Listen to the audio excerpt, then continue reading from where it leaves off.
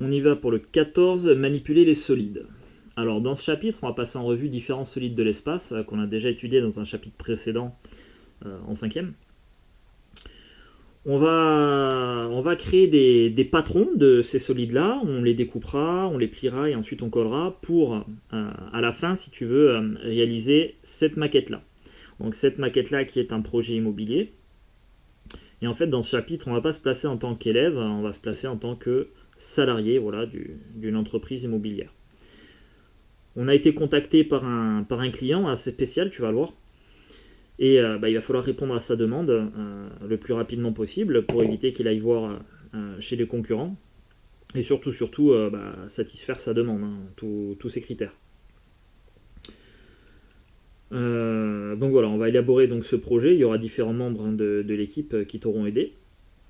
Et à la fin, donc, on réalisera cette maquette-là. Voilà, ça c'est l'objectif final. Alors, puisque tu es un salarié de l'entreprise, donc on va avoir ici une relation professionnelle avec un client, ce qui signifie que tu vas devoir avoir un langage adapté. À un moment donné, tu verras, on sera amené à répondre à Monsieur Tuche. Enfin, tu seras amené à répondre à Monsieur Tuche. Et on ne peut pas parler à un client comme on parle à un copain. Donc toi, il va falloir que tu fasses un effort dans ton langage, dans ta façon de t'exprimer, pour produire un mail professionnel. Voilà. Tu peux faire de l'humour si tu veux, on y reviendra après, mais quand on fait de l'humour, il faut que ce soit assez fin, si tu veux. Voilà, surtout avec des personnes que tu ne connais pas.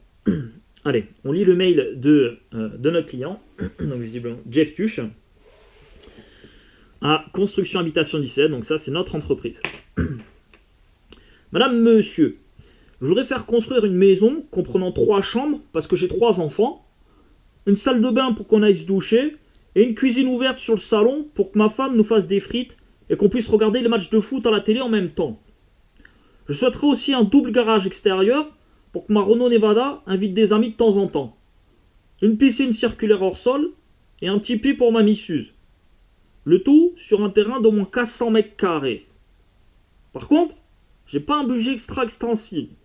Je ne pourrais pas mettre plus de 1,1 et 6 zéros derrière d'euros. Comme ça.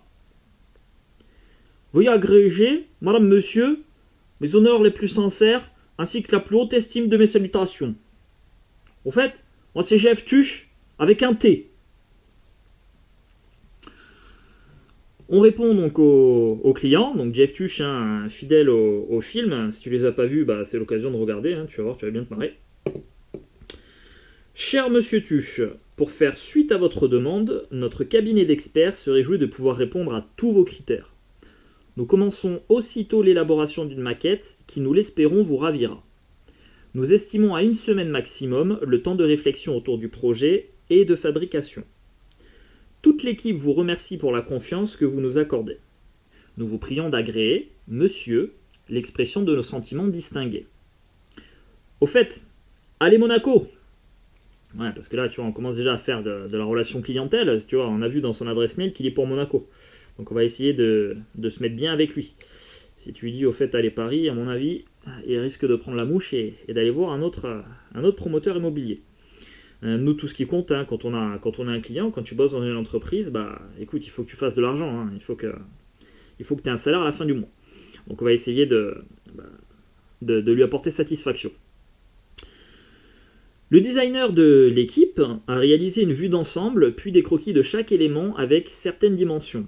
À toi maintenant avec le reste de ton équipe, si tu arrives à recruter des membres autour de ce projet, de construire la maquette en 3 dimensions à l'échelle 1/100. Du fait de sa petite taille, la construction de la cheminée sera optionnelle.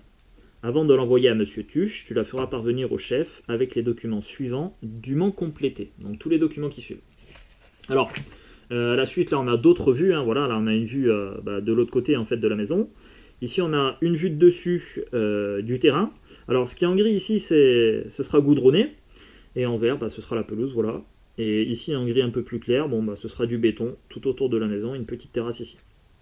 Donc ça, c'est la maison et le double garage ici. Une vue de la maison avec une longueur qu'il faudra calculer. Une vue de la cheminée, pareil, avec une longueur qu'il faudra calculer. Ensuite, on a la base du double garage. Le toit du double garage avec 2 longueurs à trouver, la piscine hors sol Et enfin le Tipeee pour Mamie Suze. Alors, on va commencer par étudier déjà le terrain. On nous demande de calculer la surface réelle du terrain en mètres carrés, parce que les différents agents de l'entreprise ont repéré voilà, un terrain potentiel pour la construction de la maison de Jeff Tuch. Mais déjà, il y a une contrainte à réaliser. Il nous a demandé d'avoir un terrain d'au moins 400 mètres carrés. Donc on va voir si c'est le cas ici. On a un terrain rectangulaire de 18 mètres de large par 25 mètres de long. Eh bien, on va calculer la surface du terrain. Donc l'aire d'un rectangle, je vais appeler S comme surface, voilà. Eh bien, c'est la largeur multipliée par la longueur. Donc en largeur, on a 18 mètres multiplié par 25 mètres. Voilà. Donc là, tu fais une passe à la calculatrice si tu veux, ou tu essaies de calculer de tête. Et on obtient 450 mètres carrés. Tu vois, les mètres sont multipliés par des mètres. Et des mètres fois des mètres, bah, ça fait des mètres à la puissance de mètres carrés. Donc on a une surface de 450 mètres carrés. Déjà, le premier critère, il est réalisé. Ensuite, on va attaquer maintenant la base du double carrage, c'est-à-dire cet élément-là. Et on nous demande déjà de déterminer le nom du solide. Donc là, on fait quelques rappels sur le chapitre, sur l'étude des solides qu'on avait déjà réalisé. Alors, comment ça s'appelle ce type de solide? Alors, tu as au moins deux choix possibles. Tu peux dire que c'est un prisme droit dont la base serait un carré. Tu vois, au début, ici, on a un carré de 6 mètres tout en bas. Et ce carré-là, on le prend et on l'étire sur une certaine hauteur. Ça, c'est ce qu'on appelle un prisme droit, voilà. Donc tu peux dire un prisme droit à base carrée. Ou alors, tu peux dire aussi qu'il s'agit d'un parallélépipède rectangle. Voilà, un parallélépipède rectangle, c'est un cas particulier d'un prisme droit où le polygone de base est un rectangle. Parce que si tu es un carré, tu es aussi un rectangle. Donc on y va. Nom du solide, c'est un parallélépipède rectangle.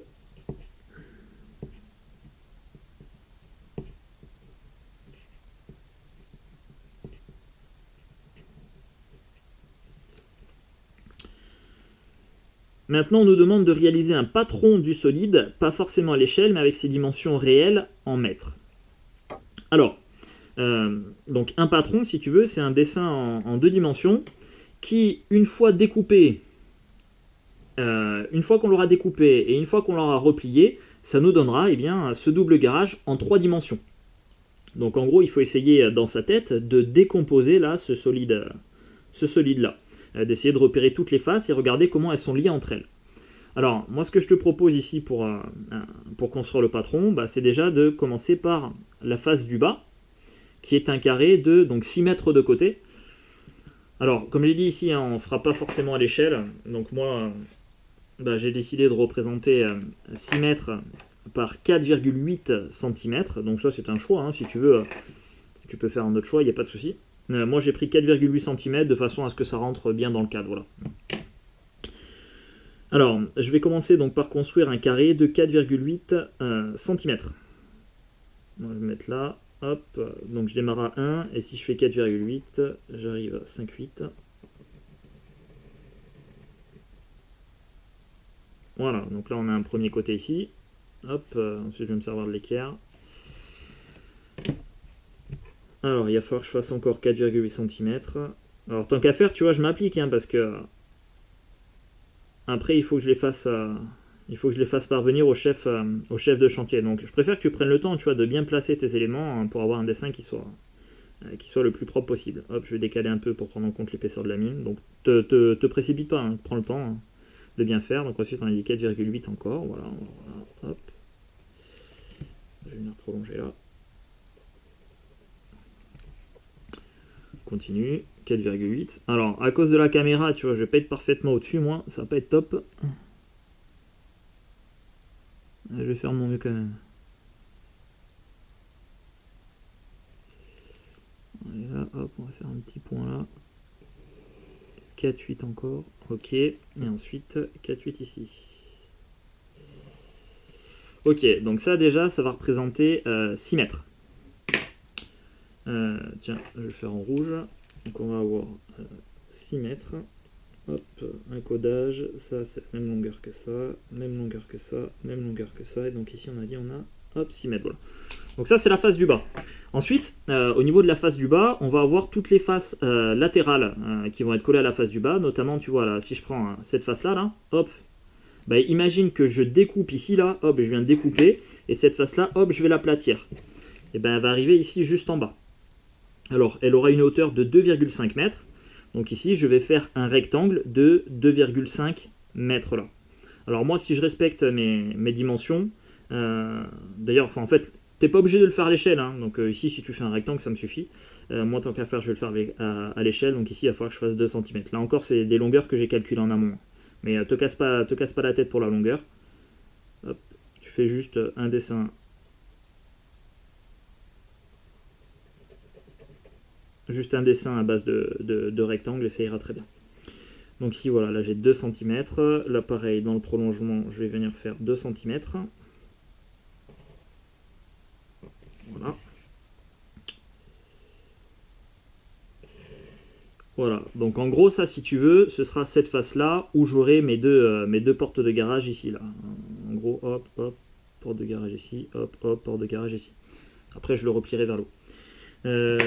Donc on aura ici à nouveau 6 mètres. Donc hop, je vais mettre le codage. Et par contre, sur les côtés, hein, c'est censé être la hauteur du double garage. Mince, j'ai mis 2 traits, on va en mettre qu'un seul.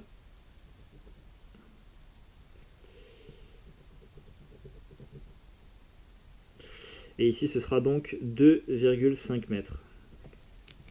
Voilà. Sur le côté, on aura à nouveau une face ici avec la fenêtre de 2,5 mètres. Donc elle, si tu la déplies, là, si tu fais une découpe ici, hop, elle va venir se déplier sur le côté. Donc je vais la voir là. Donc là, à nouveau dans le prolongement, je vais venir faire 2 cm. Je te le redis encore, hein, moi j'essaie de faire... là, j'ai pris des mesures pour le faire à l'échelle, mais c'est précisé ici, tu n'es pas obligé de le faire à l'échelle. Si tu as les rectangles... comme moi, ça ira très bien. D'ailleurs, au passage, tu vois, il n'y a pas qu'une façon, il n'y a pas qu'une seule façon de faire un patron d'un parallélépipède rectangle. Il y a plusieurs façons possibles. Donc, tu ne seras pas obligé d'avoir exactement le même dessin que moi.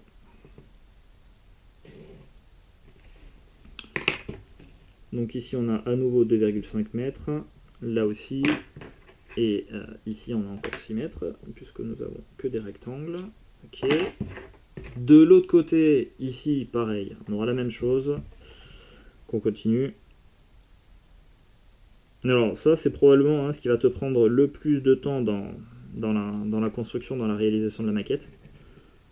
Mais encore une fois, je t'invite à pas te précipiter. Y a pas de... T'as une semaine pour le faire, t'es assez large. Par contre, tu t'appliques. Ah. Ok.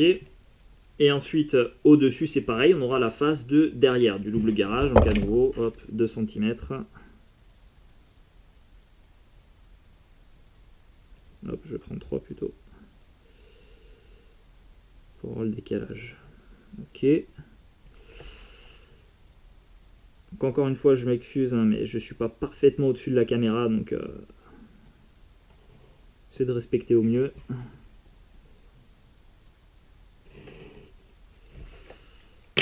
Ok, donc là on a à nouveau 2,5 mètres ici, ici, ici, ici, et ensuite on a des 6 mètres. Voilà. Tac, et tac. Très bien. Donc là en fait on a pris, en gros on est en train d'éclater là le garage. Toutes les faces latérales tout autour, hop, on les a dépliées. Maintenant il nous reste la face du dessus. Et la face du dessus, eh bien tu vois, elle est collée à l'une des faces latérales. Alors moi je vais venir la coller à cette face latérale ici, comme ça j'aurai mon autre carré ici, voilà, le haut du double garage qui sera de ce côté là. Donc c'est encore un carré de 6 mètres. Donc je continue, hein, je prolonge et je vais venir faire 6 mètres que moi j'avais pris 4,8 cm. Alors, hop, 4,8, je arrive à 9,8.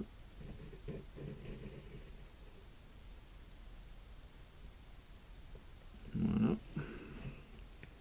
Pareil en haut.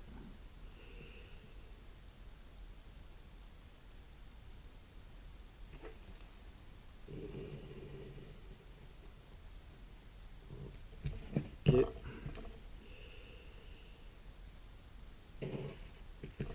Ok.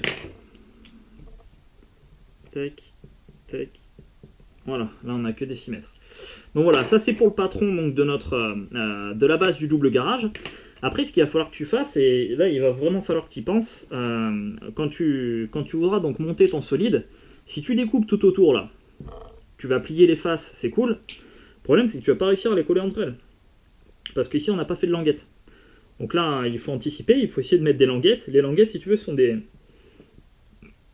tout petits bouts de papier qui vont permettre de coller les faces entre elles, voilà, en les pliant et en mettant de la colle ou du scotch double face, ça tu verras. Alors, pour coller cette face latérale à celle-ci, je vais venir faire, hop, une petite languette ici. Alors, clairement, les languettes, tu les fais comme tu veux, hein, ça n'a pas d'importance, de toute façon, ce sera collé, tu vois. Alors, l'idéal, quand même, c'est plus tu as de surface, et plus ça va coller.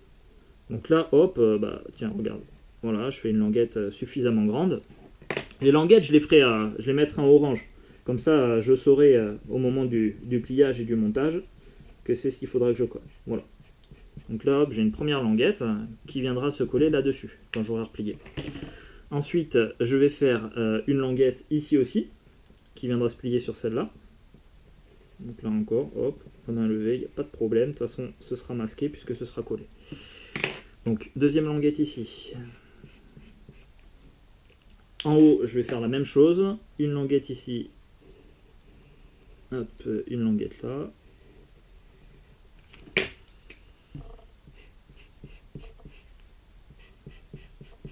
Voilà. Ensuite, il va falloir que, ici, le haut du double garage vienne se coller sur cette face-là. Tu vois, quand j'aurai replié comme ça. Donc, je vais faire ici une languette. Hop, là encore. À main levée, ça ira très bien. Tac. Nouvelle languette ici.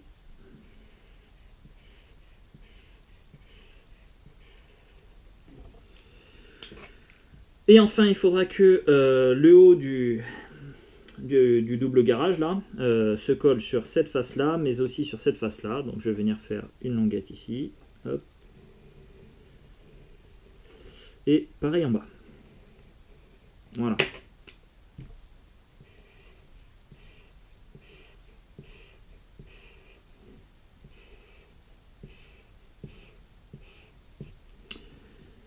Voilà, et donc là maintenant, j'ai toutes les languettes nécessaires pour coller, pour construire mon solide. Donc c'est good pour mon patron. Maintenant, je vais étudier la surface au sol réelle en mètres carrés, donc de cette base de double garage. Donc quelle surface ça prendra au sol. On a un carré comme base, donc il suffit de calculer l'aire du carré, voilà, l'aire de la base. Donc je vais mettre encore S comme surface, et l'aire d'un carré, c'est le côté multiplié par le côté. Ici on a un côté de 6 mètres, donc on aura 6 mètres multiplié par 6 mètres. Et ça fait 36 mètres carrés, puisque là encore les mètres sont multipliés entre eux. Donc 36 mètres carrés. Et maintenant il nous reste à déterminer le volume réel en mètres cubes. Donc le volume, si tu veux, c'est l'espace qui se trouve à l'intérieur de tout le double garage. Alors pour calculer le volume d'un prisme droit de façon générale, il suffit de multiplier l'aire de la base par la hauteur. Parce qu'un prisme droit, c'est tout simplement un polygone de base que tu prends et que tu étires sur une certaine hauteur. Voilà. Donc tu multiplies l'aire de la base par la hauteur.